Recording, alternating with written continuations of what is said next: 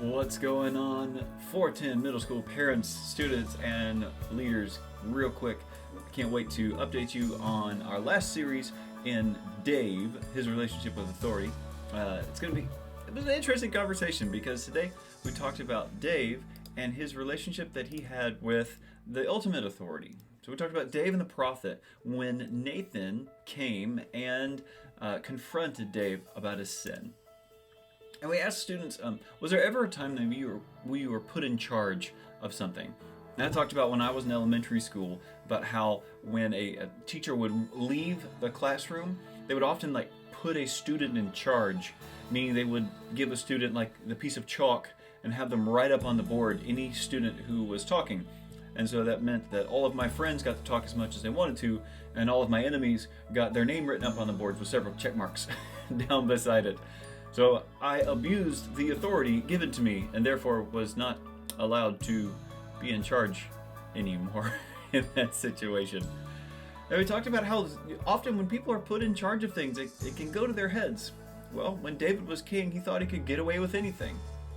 And so Nathan, the prophet of God, came and talked to him in 2 Samuel chapter 12. And we read most of this passage to students where Nathan talks about how he relates a story to David about a rich man who had all the sheep that he could want and a poor man who only had one. And the rich man steals the one and feeds it to a guest, and David is livid, responds really, really angrily to this. And then Nathan turns it and says, well, you are the rich man because you stole Uriah's wife, Bathsheba.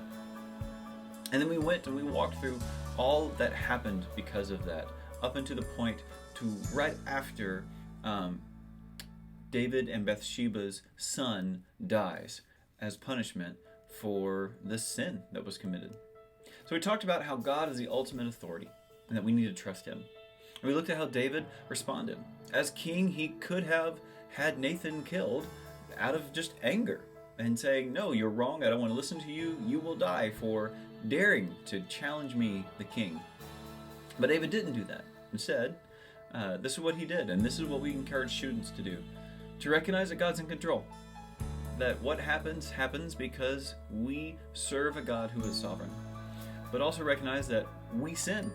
And that when we sin, we need to be sorry and to repent. To change and want to change because of the sin that we've lived. And to accept the consequences of our sin. And to recognize that sin has these consequences. It was a really heavy lesson, not gonna lie. It was one of those moments where everything got real quiet at the end. So I hope that I encourage and challenge you to talk to your students about the big issues of sin and how even when we feel like we are in absolute control of everything, that God is our ultimate authority. He tells us what's right and what's wrong, and that when we mess up, we sin. And then we need to repent from our sin when we do mess up and accept the consequences of our sin when it comes our way as well. Hey, really looking forward to EchoCon this week. It's going to be an absolute blast. I hope you and your student are really excited about it, and I will see you this weekend. Bye.